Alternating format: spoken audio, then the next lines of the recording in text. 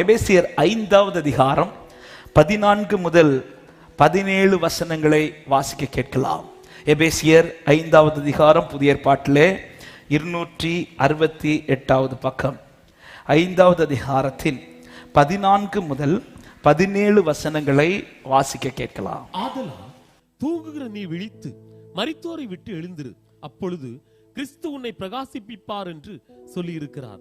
ஆனபடியினாலே நீங்கள் ஞானமற்றவர்களைப் போல நடவாமல் ஞானம் உள்ளவர்களைப் போல கவனமாய் நடந்து கொள்ள பார்த்து நாட்கள் பொல்லாதவர்களானதால் காலத்தை பிரயோஜனப்படுத்திக் கொள்ளுங்கள். ஆகையால் நீங்கள் மதியற்றவர்களாயிராமல் கர்த்தருடைய சித்தம் இன்னதென்று உணர்ந்து கொள்ளுங்கள். கர்த்தருடைய வார்த்தைக்கு கரங்களை உயர்த்தி சத்தமாய் ஹல்லேலூயா. நீங்கள் கிறிஸ்துவினுடையவர்கள், எனவே நீங்கள் ஞானமற்றவர்களைப் போல நடவாமல் ஞானம் உள்ளவர்களைப் போல கவனமாய் நடந்து நாட்கள் பொல்லாதவைகள் ஆனதால் காலத்தை பிரயோஜனப்படுத்திக் கொள்ளுங்கள். இன்றைக்கு ஆண்டவர் பேசும்படி இடைப்பட்ட உணர்த்தின வார்த்தை இதுதான். கொடுக்கப்பட்ட காலத்திலே பிரயோஜனம் உள்ளவர்களாய் வாழுங்கள் என்று. ஹல்லேலூயா. தேவன் நம்மை அழைத்தது ஒரு பிரயோஜனமற்ற வாழ்க்கைக்கு அல்ல. தேவன் நம்மை ரட்சித்தது, தேவன் தம்மோடு கூட உடன்படிக்கை பண்ண வைத்தது, தேவன் தம்முடைய ஆவியை நமக்குள் இந்த மண் பாண்டத்திற்குள் கர்த்தர் கொடுத்தது, அந்த விலையேறப்பட்ட பொக்கிஷத்தை ஒன்றுக்கும் உதவாத இடித்து போகக்கூடிய இந்த மண்பாண்டத்திற்குள் கர்த்தர் நம்பி வைத்தது நான் பிரயோஜனமற்ற வாழ்க்கை வாழுவதற்கல்ல, பிரயோஜனம் உள்ள வாழ்க்கை வாழுவதற்காக. எவர்கள் பிரயோஜனம் உள்ளவர்களாய் வாழுகிறார்களோ அவர்களுக்கு தான் எஜமானுடைய சந்தோஷத்திலே பங்கு இருக்கிறது.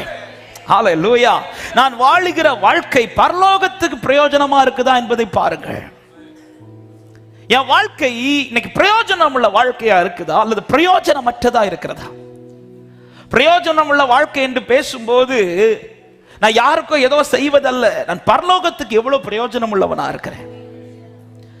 ரட்சித்து என்னை டைரக்டா பரலோகத்துக்கு கொண்டு போறது தான் ஆண்டவருடைய சித்தமானால் ரட்சிக்கப்பட்ட அடுத்த நாளே கர்த்தர் என்னை கொண்டு போயிருக்கலாம். ஆனால் கர்த்தர் அப்படி செய்யவில்லை. எனக்கு ஒரு காலத்தை வைத்திருக்கிறார். ஒன்று என்னுடைய மரணம் அல்லது கர்த்தருடைய வருகை. ஏதோ ஒண்ணு எல்லாரும் சந்திக்குதான் போறோம். ஆமென் சொல்லுங்க. 10 ஆமென் தான் வருது. மற்றவங்க எல்லாம் நினைக்க இருக்கிறத பார்த்து எங்களுக்கு மரணமே ஏதோ ஒன்று நடக்கும். ஒன்று நம்முடைய முடிவு அல்லது கர்த்தருடைய வருகை. எதுவா இருந்தாலும் அதை சந்திக்க ஒரு தேவபிள்ளை ஆயத்தமா இருக்கணும். ஹல்லேலூயா. எந்த ஜனத்திற்கும் இல்லாத ஒரு நம்பிக்கையும் சந்தோஷம் வந்தா தேவ பிள்ளைக்கு இருக்குது. மரணம் வந்தாலும் பரவாயில்ல, கர்த்தருடைய வருகை வந்தாலும் பரவாயில்ல, எனக்கு அதை குறித்து கவலை இல்லை. ஹல்லேலூயா. மரணத்தை சந்தோஷமா எதிர்கொள்ளுகிற ஒரே கூட்டம் தேவ பிள்ளை. ஹல்லேலூயா. நிச்சயமா ஓடுறவங்களுக்கு என் ஓட்டம் சரியான ஓட்டம், நான் சுதந்திரிக்கும்படியே தான் ஓடுறேன் நிச்சயம் உள்ளவங்களுக்கு மரணத்தை குறித்து பயமே இருக்காது. வேற யாரா இருக்கட்டும், எவ்வளவு பெரிய வல்லவர்களா இருக்கட்டும், எவ்வளவு பெரிய அதிகாரத்தில் இருக்கிறவர்களா இருக்கட்டும், எவ்வளவு பணமுடையவர்களா இருக்கட்டும், படித்தவர்களா இருக்கட்டும், எந்த மனுஷனும் மரணத்துக்கு பயப்படுவான். ஆனால் தேவனை ஆராதிக்கிற ஒரு தேவ பிள்ளைக்கு மரணத்தை குறித்து பயமில்லை, தேவனுடைய வருகை குறித்து பயமில்லை. காரணம் அவனுக்கு நிச்சயம் உண்டு. இங்கே என் ஓட்டம் முடிந்தாலும் எனக்கு ஒரு ஓட்டம் பரலோகத்திலே துவங்க போகிறது. ஆனால் கொடுக்கப்பட்ட காலத்தை எப்படி பயன்படுத்தி கொண்டிருக்கிறோம்? இங்கே எபேசுக்கு எழுதும் போது பவுல் எழுதுகிறார், நீங்கள் ஞானமற்றவர்களைப் போல நடவாமல் ஞானம் உள்ளவர்களாய். ஆமென். சங்கீதம் 107வது சங்கீதத்தின் கடைசி வசனம் என்று நினைக்கிறேன். அங்கு ஒரு வார்த்தை இப்படி கொடுக்கப்பட்டிருக்கிறது, எவன் ஞானம் உள்ளவனோ அவன் தேவனுடைய கிருபையை சிந்திக்க கடவன் என்று. அப்ப யார் ஞானம் உள்ளவர்கள் தெரியுமா? படித்தவர்கள் அல்ல. உலகத்தை பொறுத்தவரை நல்லா படிச்சவங்க ஞானிகள். உலகத்தை பொறுத்தவரை நல்ல அடுத்தடுத்த கிரேட்ல படிக்கிறவங்க, அடுத்தடுத்த சர்டிபிகேட் வாங்குற இவர்கள் ஞானிகள். ஆனால் பரலோகத்தை பொறுத்தவரை யாரை கர்த்தர் ஞானியாய் பார்க்கிறார் தெரியுமா? தேவன் கொடுத்த வாழ்க்கையை பிரயோஜனம் உள்ளதாய் வாழுகிறவன். பரலோகத்துக்கு பிரயோஜனமாய் தேவன் ஒருவன் கிருபையை, ஒருத்தனுக்கு கொடுக்கிற கிருபையை ஒருவன் பயன்படுத்துகிறார் என்றால் அவனை தான் ஞானம் உள்ளவனாய் கர்த்தர் பார்க்கிறார். எனவேதான் கொலோசியருக்கு எழுதும் போதும் பவுல் 4வது அதிகாரத்தின் 5வது வசனத்திலே இப்படி சொல்லுகிறார். வாசியுங்கள். கொலோசியர் 4வது அதிகாரம் 5வது வசனம். புறம்பே இருக்கிறவர்களுக்கு முன்பாக ஞானமாய் நடந்து காலத்தை பிரயோஜனப்படுத்தி, புறம்பே இருக்கிறவர்களுக்கு முன்பாக நீங்கள் ஞானமாய் நடவுங்கள். இந்த வார்த்தை எனக்கு காலையில என்னோட ரொம்ப இடைப்பட்ட வார்த்தை. ஆண்டவர் இந்த வார்த்தையில என்ன சொல்றாருமா, நீ இப்ப வெளியில இருக்கிறவன் கிடையாது, நீ உள்ள இருக்கிறவன். ஹல்லேலூயா. நானும் ஒரு காலத்துல வெளியில தான் இருந்தேன்.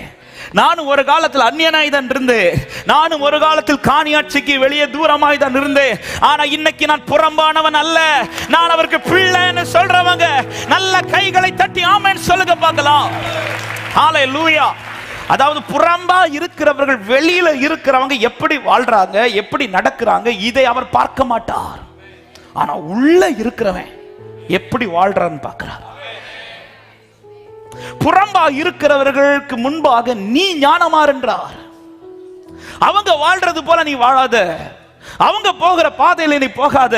அவர்கள் எப்படியோ போறாங்க, நீ அப்படி போயிடாத.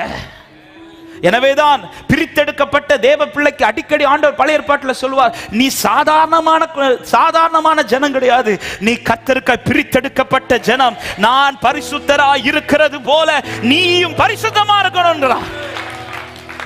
பல நேரத்தில் நாம எதை மறக்கிறோம் தெரியுமா? நாம் பிரித்தெடுக்கப்பட்டவர்கள் என்பதை மறக்கிறோம். ஹல்லேலூயா. நீ புறம்பா இருக்கிறவர்களுக்கு முன்பாக ஞானமாய் இருந்து கொள். நீ இப்பொழுது புறம்பானவன் அல்ல. நீ முன்னாடி தூரமா இருந்த சபையே சியோனே, நீ முன்னாடி தூரமா இருந்தாய். முன்னாடி அந்த கூட்டத்தில் தான் நீயும் இருந்தாய். ஆனால் இப்பொழுது நீ அந்த கூட்டத்தில் அல்ல. உன்னை கர்த்தர் கிருபையாய் உள்ள கொண்டு வந்திருக்கிறார். இந்த வார்த்தை படிக்கும் போது என் உள்ளம் நன்றியால் நிரம்பினது. ஆண்டவரே, இன்னும் புறம்பான கூட்டத்தில் என்ன வைக்காம என்ன பிள்ளைங்கிற கூட்டத்தில் வச்சிருக்கிறீர். இது எனக்கு கிடைத்த பாக்கியம் என்று சொல்றவங்க சத்தமாய் ஆண்டவருக்கு மகிமையாய் ஹல்லேலூயா, ஹல்லேலூயா. ஆமே. என்னுடைய கிரியைகள் சொல்லணும். என்ன சொல்லணும் தெரியுமா? நான் புறம்பானவன் இல்லை, நான் பிள்ளை. என் பேச்சு சொல்லணும். என்ன சொல்லணும் தெரியுமா? நான் புறம்பானவன் இல்லை, நான் பிள்ளை. ஹல்லேலூயா. என்னுடைய நடக்கைகள் சொல்லணும். என்ன சொல்லணும் தெரியுமா? நான் புறம்பானவன் இல்லை, நான் பிள்ளை. பிள்ளை. ஹல்லேலூயா. கர்த்தர் என்னை பிள்ளையாக்கி இருக்கிறார். ஆமே. வெள்ளிக்கிழமை சொன்னேனே, நான் யார் பிள்ளை? ராஜா வீட்டு பிள்ளை. நான் ராஜா வீட்டு பிள்ளை. பக்கத்துல பார்த்து சொல்லுங்க, நம்ம ராஜா வீட்டு பிள்ளை. சிலருக்கு இப்போதான் முகத்துல சிரிப்பெல்லாம் வருது. பரவாயில்ல, நான் ராஜா வீட்டு பிள்ளை. ராஜா வீட்டு பிள்ளை ராஜா பிள்ளை மாதிரி இருக்கும். ஹல்லேலூயா. அடுத்த ராஜ சிங்காசனத்தில் நம்மளதான் கொண்டு வந்து உட்கார வைக்க போறா. ஜெயம் கொள்ளுகிறவன் அவன் என்னோடு கூட என் சிங்காசனத்துல. ஆமே, ஆமே. ராஜ வீட்டு பிள்ளை ராஜ வீட்டு பிள்ளை மாதிரி இருக்கணும். அந்த பிள்ளை சும்மா எதையெல்லாமோ செஞ்சிட்டு இருக்காது, எதையும் செய்ய விடவும் மாட்டாங்க. ஆமே. பாஸ்டர் பிள்ளைங்களுக்கே பாடா இருக்கு. அப்படி இருக்கும்போது ராஜா வீட்டு பிள்ளைக்கு ஏன்னா எல்லாருடைய ஃபோக்கஸ் அந்த பிள்ளைக்கு மேல இருக்கும். அந்த பிள்ளை வெளியில வந்தாலே பின்னாடி போலீஸும் போவாங்க. அந்த பிள்ளை வெளியில வந்தாலே எல்லாருடைய கவனம், இன்னைக்கு ராஜாக்கு பிள்ளை வெளியில வருது, இன்னைக்கு ராஜகுமாரன் வெளியே வர, ராஜகுமாரத்தி வெளியில வரா. எங்க இப்படிதாங்க பரலோகத்துல நாம ஒண்ணு செய்யும் போது, என் பிள்ளை வெளியில போறான், என் பிள்ளை இப்படிதான் உலகம் கவனிக்குது. அதனாலதான் பாருங்க, மொத்த உலகத்தின் கவனமும் தேவனை ஆராதிக்கிற பிள்ளை மேலதான். ஹல்லேலூயா. ஆமே. நாம நினைக்கிறோம் யாரும் என்ன பாக்குது, எல்லா கண்ணும் நம்மளதான் பாக்குது. ஆமா, எல்லா கண்ணும் நம்மளதான் பாக்குது. இவன் லைஃப்ல என்ன நடக்குது, இவங்க லைஃப்ல என்ன நடக்குது, இந்த குடும்பத்துக்கு என்ன நடக்குது. இதுவரை உங்களை பார்க்காத சொந்தங்கள் எல்லாம் தேவனை ஏற்றுக்கொண்ட பிறகு உங்களையே பார்த்துட்டு இருக்கிறான். இவங்க லைஃப்ல என்ன நடக்குது, எப்படி பார்க்க வச்சாரு பாத்தீங்களா, எப்படி பார்க்க வச்சாரு பாத்தீங்களா. ஹல்லேலூயா, ஹல்லேலூயா. ஆமே. ஏன் இந்த வார்த்தையை சொல்றேன்னா, பிள்ளையாக்கினவருக்கு முன்பாக நாம் சரியான பிள்ளையாய் நடந்தால் ஒரு நாள் உன்னை சிங்காசனத்தில் ஆண்டவர் உட்கார வைப்பார். உங்களை கர்த்தர் மகிமையான ஸ்தானத்தில் கொண்டு வந்து உட்கார வைப்பார். எனவேதான் புறம்பா இருக்கிறவர்களுக்கு முன்பாக, இந்த வார்த்தை திரும்ப நான் சொல்லுகிறேன், புறம்பா இருக்கிறவர்களுக்கு முன்பாக தேவனை அறியாமல் தேவனை அறியாமல் இருக்கிறவர்களுக்கு முன்பாக ஆராதிக்கிற ஒரு தேவ பிள்ளை கவனமாய் நடக்கணும். அவங்க பேசுற வார்த்தை என் வாயில வருதான்னு பார்க்கணும். அவங்க சொல்றத நானும் பேசிட்டு இருக்கிறேனா, அவங்க நடக்கிறது போலதான் நான் நடந்துட்டு இருக்கிறேனா, அவங்களுடைய கிரியைகள் தான் என்னிலும் வெளிப்பட்டு கொண்டிருக்கிற. கர்த்தர் சொல்ற, நீ கவனமா இருந்தார். எப்பா அவன் அப்படிதான் இருப்பான், நான் அவனை பார்க்கல, நான் உன்னை பார்க்கிறேன். நீ வெளியில இருந்திருந்தேன்னா நான் உன்னையும் பார்த்திருக்க மாட்டேன். இன்னைக்கு என் கவனம் உன் மேல ஃபுல்லா இருக்குதுன்னா உன்னை நான் வெளியில வைக்கல, உன்னை நான் உள்ள வச்சிருக்கிறேன். ஹல்லேலூயா. உள்ள இருக்கிற மூத்த குமாரன் என்ன செய்வான்ல எல்லாம் அப்பா பார்த்துட்டே இருப்பார். அதனாலதான் எல்லாத்துக்கும் அலோடு கிடையாது. சிலதை செய்யணும்னாலும் அவனால செய்ய முடியாது. ஏன்னா உள்ள இருக்கிறான் அவன். வீட்டுக்குள்ள இருக்க மூத்த குமாரனுக்கு எல்லாம் இஷ்டம் போல செய்ய முடியாது. ஏன்னா எப்பவுமே அப்பா பார்த்துட்டே இருப்பார். ஆனா வெளியில ஒருத்தன் போனான் தெரியுமா, இளைய குமாரன், அவன் என்ன செய்யறா, எங்க போறான், ஏதாவது பார்த்தாரா? பார்க்கவே இல்லை, பார்க்கவே மாட்டார். வெளியில இருக்கிறவன் மேல அவர் கவனம் இல்லை, உள்ள இருக்கிறவர்கள் மேல அவருடைய முழு கவனமும் இருக்கிறது. எனவேதான் காலத்தை பிரயோஜனப்படுத்திக் கொள்ளுங்கள். இருக்கிற காலத்திலே பிரயோஜனம் உள்ளவர்களாய் வாழுங்கள். ஒனேசிமுவை குறித்து பவுல் சொல்லும் போது, பிலோமோனுக்கு எழுதும் போது இப்படி எழுதுகிறார். பிலோமோன் 1வது அதிகாரம் அதனுடைய 11வது வசனத்தை வாசியுங்கள். முன்னே அவன் உமக்கு பிரயோஜனம் இல்லாதவன், இப்பொழுதோ உமக்கும் எனக்கும் பிரயோஜனம் உள்ளவன். ஆவிக்குரிய அர்த்தத்தோடு இந்த வார்த்தையை சொல்ல விரும்புகிறேன். முன்னே இவன் பிரயோஜனம் இல்லாதவன், ஆனா இப்போ இவன் வாழ்க்கை பிரயோஜனம் உள்ள வாழ்க்கை. இதே போலதான் பரலோகத்திலே நம்மை தெரிந்தெடுத்தவர் சொல்லணும், முன்னே இவன் வாழ்க்கை பிரயோஜனமற்ற வாழ்க்கை, ஆனால் நான் தெரிந்து கொண்ட பிறகு இந்த வாழ்க்கை பிரயோஜனம் உள்ள வாழ்க்கையாய் வாழ்கிறேன். எத்தனை பேர் விரும்புறீங்க என் வாழ்க்கை பரலோகத்துக்கு பிரயோஜனமா இருக்கணும்? அப்படி விரும்புறவங்க ஒரு விஷயம் உங்க வலது கரத்தை உயர்த்தி, ஆண்டவரே என் வாழ்க்கை பிரயோஜனமா இருக்கணும்ப்பா, ஒரு பிரயோஜனம் உள்ள வாழ்க்கை வாழ எனக்கு கிருபை தாரும் என்று சொல்லி ஒரு விஷயம் உங்க வலது கரத்தை, கிருபையே கிருபையே மாறாத நல்ல ஹல்லேலூயா, கிருபையே ஆமென் ஆமென். ஏன் இந்த நாளிலே கர்த்தர் இந்த வார்த்தையை சபைக்கு பேச விரும்புகிறார் என்றால், காலம் மிக சமீபமாகிவிட்டது. ரோமர் 13வது அதிகாரத்தின் 11, 12, 13, 14 வசனங்களிலே எழுதும் போது இப்படி எழுதப்படுகிறது. வாசியுங்கள். ரோமர் 13வது அதிகாரம் 11 முதல் வேகமாய் வாசிக்கலாம். எழுந்திருக்கத்தக்க வேளையாயிற்று, நாம் காலத்தை அறிந்தவர்களாய் இப்படி நடக்க வேண்டும். நாம் விசுவாசிகளான போது ரட்சிப்பு சமீபமாய் இருந்ததை பார்க்கிலும் இப்பொழுது அது நமக்கு சமீபம். அதாவது பாவத்திலிருந்து ரட்சிக்க காலம் சமீபமாய் வந்தபோது கர்த்தர் ரட்சித்த அந்த கால சமீபத்தை காட்டிலும் இப்பொழுது ஒரு காலம் மிக மிக சமீபமாய் கொண்டிருக்கிறது. அதுதான் சபையை ரட்சிக்க கர்த்தர் இதோ மத்திய வானத்திலே சீக்கிரம் வரப்போகிறார். ஆமென். 12வது வசனம் சொல்லப்படுகிறது, இரவு சென்று போயிட்டு பகல் சமீபமாயிற்று, ஆகையால் அந்தகாரத்தின் கிரியைகளை நாம் தள்ளிவிட்டு ஒளியின் ஆயுதங்களை தரித்துக் கொள்ள கடவோம். வெறியும் வேசித்தனமும் காமவிகாரமும் வாக்குவாதமும் நடவாமல் பகலிலே நடக்கிறவர்களைப் போல சீராய் நடக்க கடவோம். உடலை பேணாமல் இருந்து கர்த்தராகிய இயேசு கிறிஸ்துவை தரித்துக் கொள்ளுங்கள். ஆமென். இன்னைக்கு நான் பேச போற செய்தியில வாக்குத்தத்தம் வராது, அதனால எனக்கு ஆமேனும் வராது நல்லா தெரியும். ஆனா இந்த வார்த்தைக்கு எவர்கள் செவி கொடுக்கிறார்களோ பாக்கியவான்கள். காரணம் இந்த வார்த்தை என்னை உருவாக்கினது. தேவ சமூகத்தில் மனத்தாழ்மையா பேசுறேன். இந்த வார்த்தை என்னை உருவாக்கினது, என்னை ஒரு விசை கூட உடைத்தது, என்னை ஒரு விசை கூட கர்த்தர் உருவாக்கி கொண்டிருக்கிறார் என்று விசுவாசிக்கிறேன். இந்த வார்த்தை நான் பலிபீடத்திலிருந்து பேசும்போது உங்களுக்கு மட்டும் இல்ல பேசுறது, எனக்கும் பேசிட்டு இருக்கிறேன். ஆண்டவர் சொல்றார், அதாவது நாள் ரொம்ப சீக்கிரம் ஆயிடுச்சு, நாட்கள் சீக்கிரம் ஆயிடுச்சு. தான் விழுந்தவன் என்று அவருக்கு தெரியும். சத்துருவுக்கு தனக்கு முடிவில் என்ன நடக்க போகுது என்பதும் அவனுக்கு தெரியும். தன் செய்கிற எல்லா காரியத்திலும் தன் முடிவு தோல்வி என்பதும் சத்துருவுக்கு தெரியும். அப்படி தெரிந்தவனே தனக்கு கொடுக்கப்பட்ட காலத்தை சரியாய் பயன்படுத்துகிறான். தனக்கு தோல்விதான் வரப்போகிறது, தனக்கு அழிவுதான் வரப்போகிறவன் என்று தெரிந்தவனே தன் காலத்தை சரியாய் பயன்படுத்தும் போது நமக்கு கர்த்தர் அழிவை அல்ல வைத்திருப்பது, நமக்கு கர்த்தர் மகிமையை வைத்திருக்கிறார். மகிமைதான் எனக்கு இருக்க போகுது என்று தெரிந்த சபையே ஏன் இன்னும் காலத்தை அறியாமல் வாழ்ந்து கொண்டிருக்கிறோம்? ஆமென். இந்த பகல் நேரத்தில், இந்த காலை நேரத்தில் சபைக்கு ஆண்டவர் ஒரு விசை கூட உற்சாகப்படுத்த சொல்லுகிற வார்த்தை தான் ஏசாயா 52:1-2. எழும்பு எழும்பு சீயோனே, உன் வல்லமையை தரித்துக்கொள். 2வது வசனம், தூசியை உதறிவிட்டு எழுந்திரு. நீ எழும்பு. நீ தூங்கிக் கொண்டிருந்தது போதும், நீ நித்திரையா இருந்தது போதும். காலம் மிக மிக சமீபமாகிவிட்டது. இனி உன் வாழ்க்கை பிரயோஜனமற்ற வாழ்க்கையா இருக்க கர்த்தர் விடவில்லை. ஆமென். பிரயோஜனமுள்ள வாழ்க்கை. ஏன்பா இவ்வளவு என்கிட்ட இன்னைக்கு பேசுறீங்க? அவர் இப்பொழுது எங்க நிற்கிறார் தெரியுமா? இன்னும் தன் சிங்காசனத்தில் இல்ல, அவர் வாசல் அருகே வந்து விட்டார்.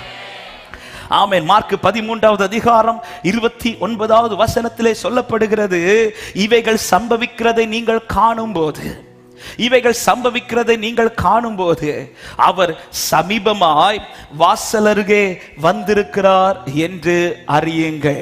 எவைகளை காணும்போது, இந்த அதிகாரத்தில் நீங்கள் முதலிருந்து படிச்சீங்கன்னா தெரியும். இதே வார்த்தைகள் தான் மத்தேயு 24வது அதிகாரத்திலும் கொடுக்கப்பட்டிருக்கிறது. யுத்தங்களின் செய்திகளை கேட்பீர்கள், பஞ்சத்தின் செய்திகளை கேட்பீர்கள். மனுஷனுக்கு விரோதமாய் மனுஷன், தேசத்துக்கு விரோதமாய் தேசம், கொள்ளை நோய்கள் பரவி கொண்டிருக்கும். ஆமா, இந்த காலகட்ட இவைகளை நீ அறியும் போது, இவைகள் சம்பவிக்கிறதை நீ காணும் போது ஒன்றை புரிந்து கொள்.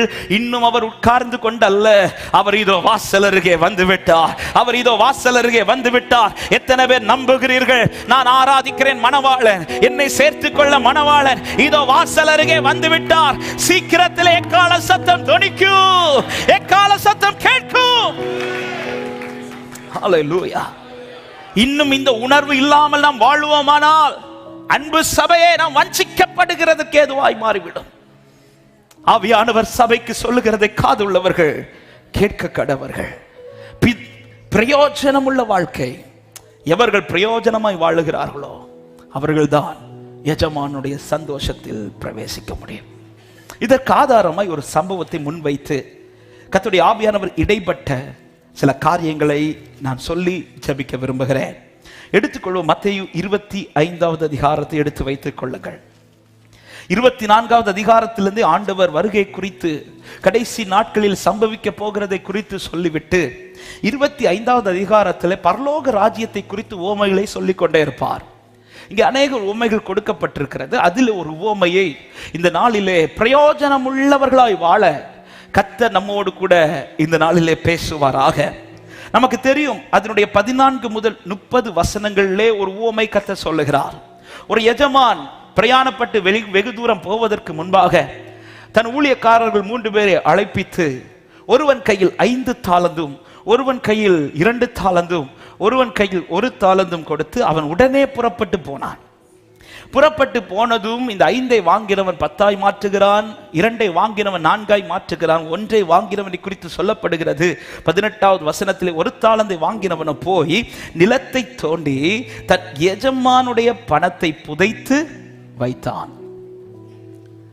வெகு காலமான பின்பு எஜமான் வருகிறார். வந்தவர் வந்த உடனே செய்த முதல் டியூட்டி என்ன தெரியுமா? கணக்கு கேட்பார். கணக்கு கேட்கிறார்.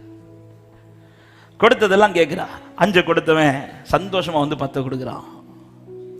எஜமான் சொல்றார், நீ பிரயோஜனம் உள்ளவனா இருந்ததுனால நீ என் சந்தோஷத்துக்குள்ள பிரவேசி அப்படின்றார். 2 கொடுத்தவன் 4 கொடுக்கிறான். கொடுத்ததும் அவனையும் பிளஸ் பண்ணி சந்தோஷத்துக்குள்ள பிரவேசிக்க வைக்கிறார். ஆனால் 1ஐ கொடுத்தவன் அதை புதைத்தது மட்டுமல்ல, அப்படியே கொண்டு கொடுக்கிறான். அவன் செய்த கிரியை பார்த்து எஜமான் சந்தோஷப்படவில்லை. அவருக்கு கோபம் உண்டாகி அவர் சொல்லுகிற வார்த்தையை கவனிங்கள். ஆமென். 30வது வசனத்தை வாசிங்கள். பிரயோஜனமற்ற ஊழியக்காரனாகி இவனை புறம்பான இருளிலே தள்ளி போடுங்கள். அடுத்த வசனம், மனுஷகுமாரன் தமது மகிமை பொருந்தினவராய் சகல பரிசுத்த தூதரோடும் கூட வரும்போது தமது மகிமையுள்ள சிங்காசனத்தின் மேல் வீற்றிருப்பார். ஏன் இந்த வார்த்தையை வாசிக்க சொன்னேன் என்றால், அவர் முதலாவது இந்த பூமியில வரும்போது என் வாழ்க்கை எவ்வளவு பிரயோஜனமா இருக்குதுன்னு பார்த்தல்ல வந்தது. நான் பாவி என்று பார்த்துதான் வந்தார். இந்த என் வாழ்க்கையை, பாவியா இருக்கிற என் வாழ்க்கையை சுத்திகரிக்க தான் அவர் வந்தார். அதனாலதான் கிருபை பொருந்தினவராய், இரக்கமுடையவராய், மன்னிப்பு தயை பெருத்தவராய், ஹல்லேலூயா, எனக்காக என்னை போல என் ஆண்டவர் இறங்கி வந்தார். ஆனால் இனி வருவது நான் பாவி என்கிறதுனால என்னை தூக்குறதற்கல்ல, என் வாழ்க்கை பிரயோஜனம் உள்ளதா என்று பார்த்து என்னை சேர்த்துக் கொள்ள வரப்போகிறார். ஹல்லேலூயா. வந்தவர் இவனை பார்த்து என்ன சொல்கிறார்? பிரயோஜனமற்ற ஊழியக்காரன். யார்கிட்ட இந்த வார்த்தையை சொல்றார்னா, தன் கூடாரத்துக்கு புறம்பா இருக்கிறவர்களிடத்தில் அல்ல, தன் கூடாரத்திற்குள் இருக்கிறவன். இந்த எஜமான் சொல்லுகிற பிரயோஜனமற்ற ஊழியக்காரன். என் வாழ்க்கை பிரயோஜனமற்றதாய் மாறுமானால், சபையை நான் இவ்வளவு நாள் ஆராதித்து பிரயோஜனம் இல்லை. நான் இவ்வளவு நாள் தேவ சமூகத்தில் வந்து டெய்லி காலையில இல்ல, சிலர்லாம் 3 மணிக்கு எழும்பி வராங்க, 2 மணிக்கு எழும்புறாங்க. ஹல்லேலூயா. இவ்வளவு தூரம் பிரயாசப்பட்டு ஒவ்வொரு ஆராதனையும் நான் விடாம வந்து ஆராதிச்சுட்டு போறேன். என் வாழ்க்கை பிரயோஜனமற்றதா இருக்குமானால், ஹல்லேலூயா, எஜமான் நம்பிதான் கொண்டு வந்தார், ஆனாலும் என் வாழ்க்கை பிரயோஜனமற்றதா இருக்குமானால், கடைசியில் அவர்களுடைய இரக்கத்தை பார்க்க முடியாது, கிருபையை பார்க்க முடியாது, மன்னிப்பை பார்க்க முடியாது. ஒரே வார்த்தை சொல்ல, பிரயோஜனமற்ற ஊழியக்காரன் என்றார். ஹல்லேலூயா. எனவேதான் இந்த காலை நேரத்தில் சபைக்கு கர்த்தர் ஒரு விசை கூட பேச விரும்புகிறார். பிரயோஜனமற்ற வாழ்க்கை வேண்டாம், பிரயோஜனம் உள்ள வாழ்க்கையை வாழ துவங்குங்கள். ஆமென். இன்னும் சொல்ல போனா மற்ற 2 பேரை விட இவன் வாழ்க்கையில ஈஸியா இந்த காரியத்துல பிரயோஜனமா இருந்திருக்கலாம். மற்ற எல்லாருக்கும் 5, 2, 5 அவன் 10 மாத்தணும், 6 இல்ல 10 மாத்தணும், 2 அவன் 1 இல்ல 3 இல்ல அவன் 4 மாத்தணும். ஆனா இவனுக்கு 1 தான். அது 2 மாத்தினா போதும், அது 2 மாத்தி இருந்தா போதும். ஆனால் இவன் ஒண்ணுமே செய்யல, புதைச்சு வச்சுட்டான். எஜமானுக்கு இது தாங்க முடியவில்லை.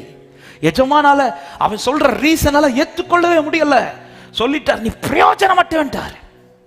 பிரயோஜனமற்றவன். இந்த செய்திக்குள் போகிறதுக்கு முன்பாக முதலாவது நான் எஜமானை குறித்து சொல்ல விரும்புகிறேன். இந்த எஜமானை குறித்து முதலாவது நாம் அறிந்து கொள்ள வேண்டும். என்ன அறிந்து கொள்ள வேண்டும்? இந்த எஜமான் யார்? அந்த வசனத்தை முதலாவது வாசிக்கலாம். மத்தேயு 25வது அதிகாரத்தின் 14, 15 வசனங்களை வாசி. அன்றியும் பரலோக ராஜ்யம் புறதேசத்துக்கு பிரயாணமாய் போகிற ஒரு மனுஷன் தன் ஊழியக்காரரை அழைத்து தன் ஆஸ்திகளை அவர்கள் வசமாய் ஒப்பு கொடுத்தது போல் இருக்கிறது. போதும். முதலாவது இந்த எஜமான் யார் தெரியுமா?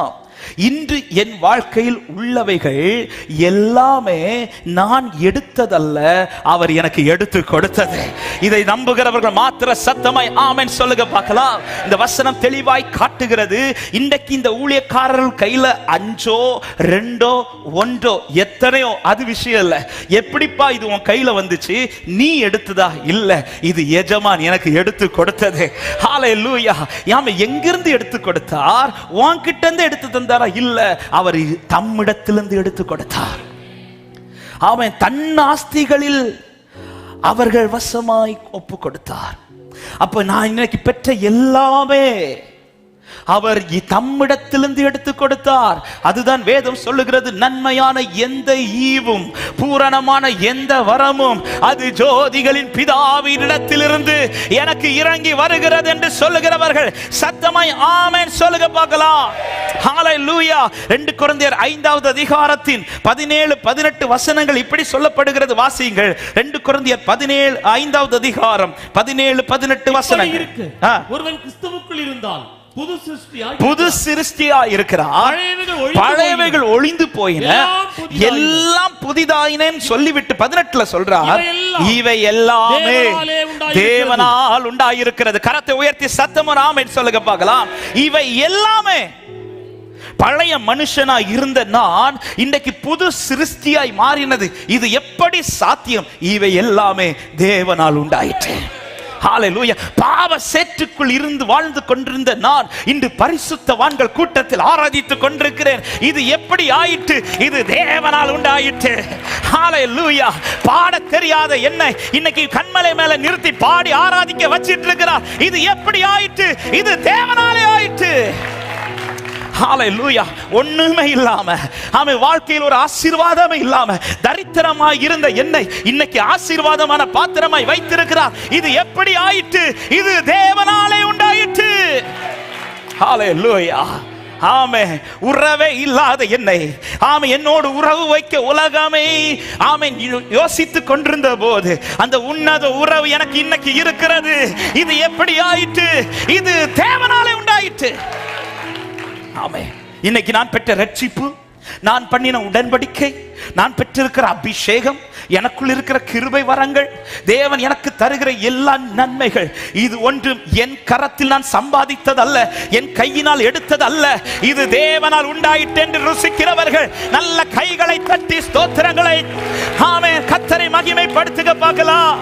ஹல்லேலூயா. நீர் செய்ததை மறக்க கூடுமோ இந்த வாழ்க்கை? சொல்லுங்க, நீ செய்ததை, நீ செய்ததை ஆமென் இந்த வாழ்க்கை உம்மை ருசித்தேன், உம்மை ருசித்தேன் என்று இன்னும் துதிப்பேன். ஹல்லேலூயா. உம்மை ருசித்தேன். ஹல்லேலூயா. ஆமென். எபிரேயர் 2:16 சொல்லப்படுது, அவர் தேவதூதருக்கு உதவியாய் கை கொடாமல், அவர் தேவதூதருக்கு உதவியாய் கை கொடாமல் ஆபிரகாமின் சந்ததிக்கு உதவியாய் கை கொடுத்தார். இன்னைக்கு நான் அவர் சமூகத்திலே அனுபவித்துக் கொண்டிருக்கிற அத்தனையும் ஒரு பாஸ்டர் தந்தது கிடையாது. ஆமா, எந்த மனுஷனும் தந்தது கிடையாது. இது தேவனால் வந்தது என்று சொல்லுகிற தேவ பிள்ளைகள் எத்தனை பேர் இந்த காலை நேரத்தில் ஆண்டவரை மகிமைப்படுத்த முடியும்? ஹல்லேலூயா. ரட்சிப்பு தேவன் தந்தது, உடன்படிக்கை தேவன் தந்தது, அபிஷேகம் தேவன் தந்தது. அவர் தன்னிடத்திலிருந்து எடுத்துக் கொடுக்கிறார், தன்னிடத்திலிருந்து எடுத்துக் கொடுக்கிறார். ஆமென். இந்த வார்த்தை சொல்லும் போதே ஆமென் நடுக்கத்தோடு சொல்லுகிறேன், அவர் தந்ததை கேட்க வருவார், அவர் தந்ததை கணக்கு கேட்க வருவார். தேவன் தந்த ரட்சிப்பை எப்படி பயன்படுத்தி கொண்டிருக்கிறோம்? தேவனோடு பண்ணின உடன்படிக்கை எப்படி காத்து கொண்டிருக்கிறோம்? தேவன் தந்த அபிஷேகத்தை எப்படி அனலாக்கி கொண்டிருக்கிறோம்? தேவன் தந்த பரிசுத்த வாழ்க்கையை எப்படி பாதுகாத்து கொண்டிருக்கிறோம்?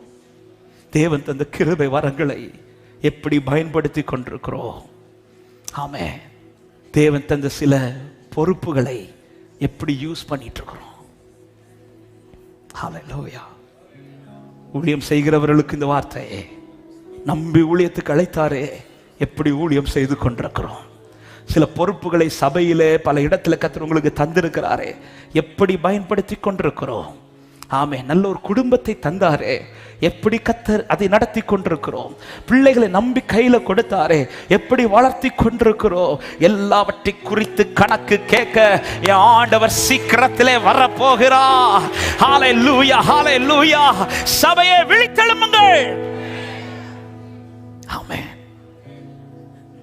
நீங்கள் புது சிருஷ்டியாக இருக்கிறதுக்கு ரீசன் இவைகள் எல்லாம் தேவனால் உண்டாயிற்று.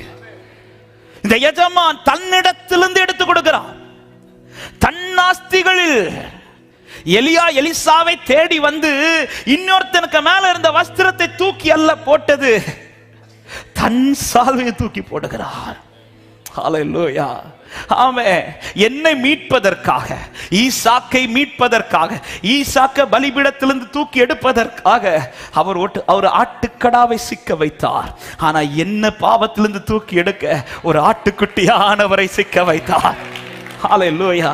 எனக்காய் சிக்க வச்சது ஒரு சாதாரண ஆட்டுக்கடா இல்லை. ஏன்னா ஆண்டவருக்கு தெரியும், நான் சிக்கி இருக்கிற சிக்கல்ல இருந்து என்ன தூக்கிறதுக்கு சாதாரண ஆட்டுக்கடாலாம் பத்தாது. ஹல்லேலூயா. ஏன் நான் இருக்கிற சிச்சுவேஷன்ல இருந்து என்ன தூக்குறதற்கு ஈசாக்கு அனுப்புனது போல ஒரு ஆட்டுக்கடா பத்தாது. நான் இருக்கிற சிச்சுவேஷன்ல இருந்து தூக்குறதற்கு ஒரு தூதனை அனுப்புனா பத்தாது. நான் இருக்கிற சிச்சுவேஷன்ல தூக்குறதற்கு ஒரு தீர்க்கதரிசி அனுப்புனா பத்தாது. எனவே தான் தம்முடைய நேசகுமாரனாகிய இயேசு கிறிஸ்துவை எனக்காக அவர் ஒப்பு கொடுத்தார். அதுதான் நான் வாசித்த 2 கொரிந்தியர் 5 அந்த வார்த்தை சொல்லிவிட்டு 21வது வசனத்தில் சொல்லப்படுகிறது, நாம் அவருக்குள் தேவனுடைய நீதி ஆகும்படிக்கு பாவம் அறியாத அவரை அவர் நமக்காய் பாவமாக்கினார். எனக்காக அவர் பாவமாக்கப்பட்டார். நீதியும் ஞானமும் மானவரே இயேசுவே ஆதரவே நீதியும். நன்றி அப்பா, எல்லாமே நீர் தந்தது ஆண்டவரே. நீங்க தந்ததை நான் தட்டி விடுறப்பா. ஓ அற்பமான அற்பமான அற்பமான என் ஆரம்பத்தை ஹல்லேலூயா சட்டை பண்ணாதவரே, அன்பால் எல்லாம் தந்தி. சொல்லுங்க, தயவால் பெற்று பெற்று. ஆமென். இதெல்லாம் எப்படி வந்துச்சு? இந்த ஒரு தாலந்து வாங்குன்றவர்கிட்ட கேட்கலாமா, உன் கையில இது எப்படிப்பா வந்துச்சு? உங்க லைஃப்ல எப்படிங்க இந்த ரட்சிப்பு வந்துச்சு? ஆமென். இன்னும் ஒரு கூட்டத்திற்கு, ஒரு திரள் கூட்டத்திற்கு இந்த ரட்சிப்பு கிடைக்காமல் இருக்கும்போது, ஹல்லேலூயா, நான் அடிக்கடி சொல்லுகிற ஒரு வார்த்தை, எல்லா மேடையிலும் சொல்லுவேன். தாவீது சொல்றாரு, பக்தி உள்ளவனை கர்த்தர்.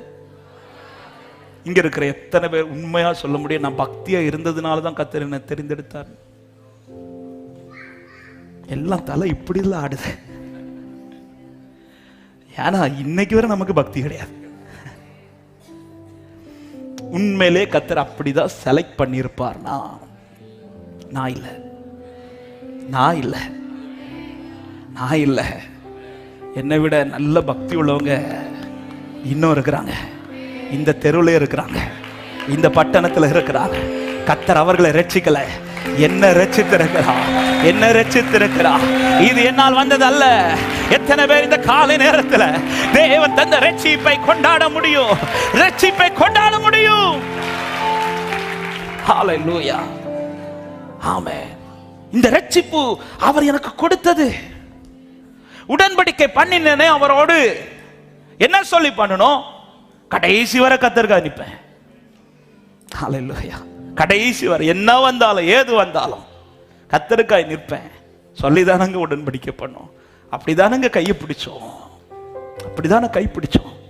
உடன்படிக்கை பண்ணிவிட்டு அந்த உடன்படிக்கைக்கு நாம் துரோகம் பண்ணி கொண்டிருக்கிறோமா? எப்படிப்பா இந்த உடன்படிக்கை நீ பண்ணுன? நீயா பண்ணதா? இல்ல இல்ல இல்ல, அவர் பண்ண வச்சார். ஹல்லேலூயா. உண்மையாய் உடன்படிக்கை பண்ணுகிறவர்களுக்கு தெரியும், இது நான் பண்ணல, என்ன அவர் பண்ண வைத்தார். இது தேவனாலே உண்டாயிற்று. ஆமென். அபிஷேகம், அபிஷேகம். இன்னும் எத்தனையோ ஜனங்கள் எனக்கு தெரியும், பல மாதங்களாய் பல ஆண்டுகளாய் கதறிக்கொண்டிருக்கிற உள்ளங்கள் இந்த கூட்டத்தில் உண்டு. எதுக்கு தெரியுமா? அபிஷேகத்தை பெறுவதற்காக. ஹல்லேலூயா. பல ஆண்டுகளாய் உபவாசம் எடுக்கிற கூட்டம் இதுக்குள்ள இருக்கிறாங்க. எதுக்கு தெரியுமா? அபிஷேகம் பெறுவதற்காக. பெற்றவர்கள்ட்ட கேட்கிறேன், நீங்க உபவாசம் போட்டீங்களாங்க? இங்க இருக்கிற மேக்சிமம் எனக்கு சொல்ல முடியும், நான் கதற கூட இல்லை, ஆனா என்னை தொட்டு கத்தர அபிஷேகம் பண்ணி இருக்கிறான். நான் கதற கூட இல்லை, ஆனா எனக்கு கிருபையாய் கத்தர் அந்த அபிஷேகத்தை தந்தார். ஹல்லேலூயா. எத்தனை பேர் சொல்லி இது தேவனால் வந்ததுன்னு சொல்றவங்க நல்ல கைகளை தட்டி, நான் உண்மை இல்லாதவன் என்று தெரிந்து உண்மை உள்ளவனாய் என்னை தெரிந்தெடுத்து. ஹல்லேலூயா, ஹல்லேலூயா. நீ நல்லவர், சர்வ வல்லவர், உம்மை போ தேவனில்லை.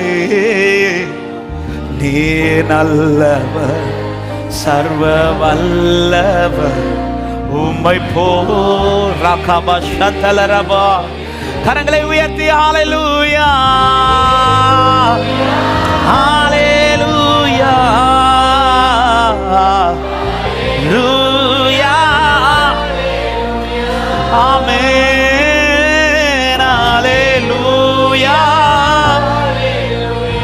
ஹல்லேலூயா, ஹல்லேலூயா. இவைகள் எல்லாமே தேவனால் உண்டாயிற்று, தேவனால் உண்டாயிற்று. எனவேதான் ஒவ்வொரு முறை பிரசனத்துல வந்து உட்காரும் போதும், ஆலயத்துல வந்தாலும் சரி, வீட்டுல இருக்கும் போதும் சரி, ஆமா, இந்த ஒரு உணர்வு நமக்குள் இருக்குமானால் நாம் கொடுக்கிற ஆராதனை உண்மையா கொடுப்போம். தேவனுக்கு முன்பாக உண்மையா இருப்போம். இந்த எஜமான் தன்னிடத்திலிருந்து எடுத்து கொடுக்கிறார். அது மாத்திரமல்ல, இந்த எஜமான் யார் தெரியுமா? அவர் எப்படிப்பட்டவர் தெரியுமா?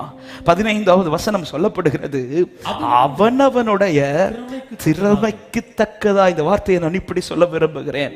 என் எஜமானுக்கு என் திராணியும் தெரியும், என் எஜமானுக்கு என் திறமையும் தெரியும்.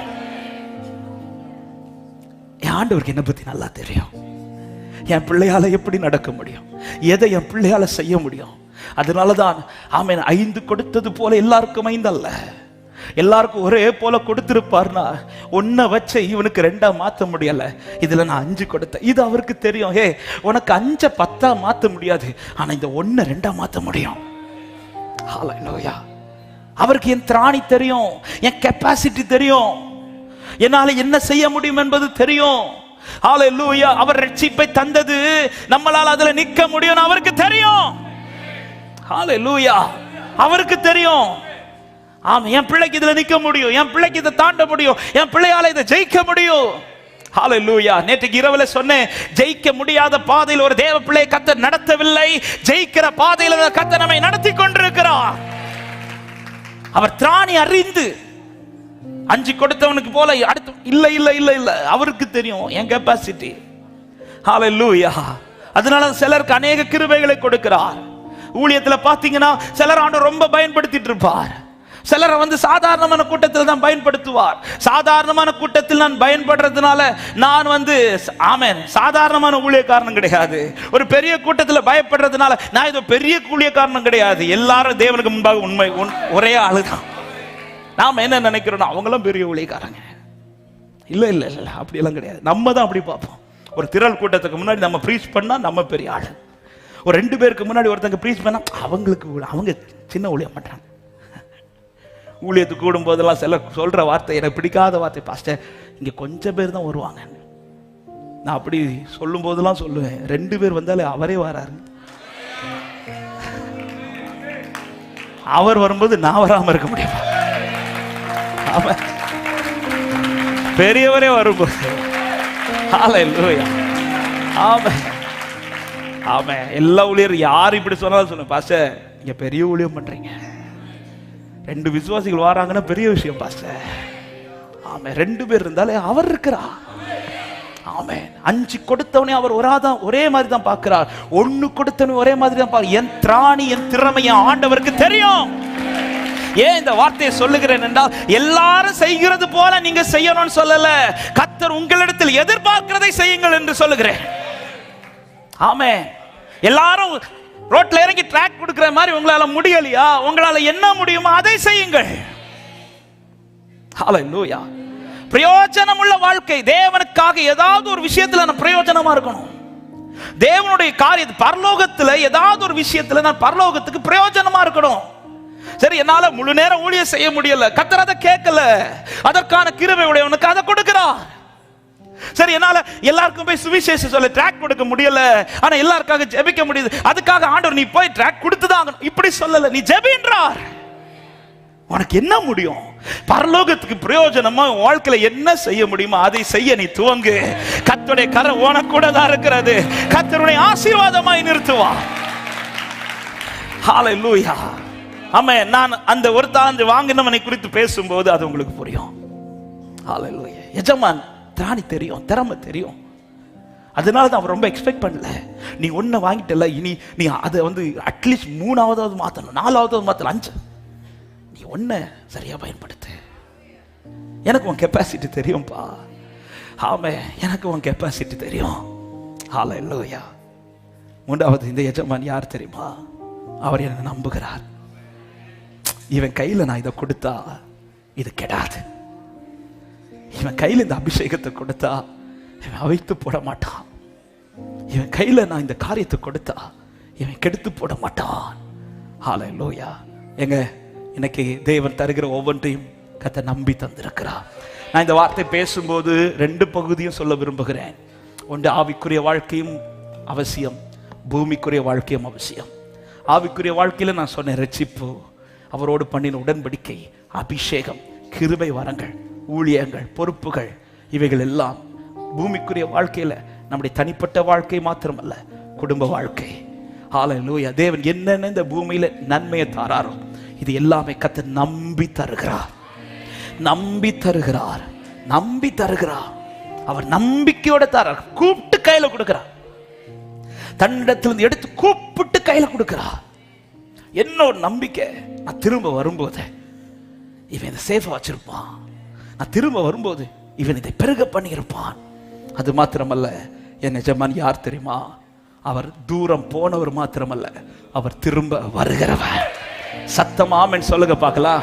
இன்னைக்கு நிறைய பேருக்கு ஏன் இந்த ஒரு உணர்வு இல்லாம நாம இஷ்டம் போல வாழ்றோம்னா, எது நம்முடைய நினைவை விட்டு போயிடுச்சு தெரியுமா?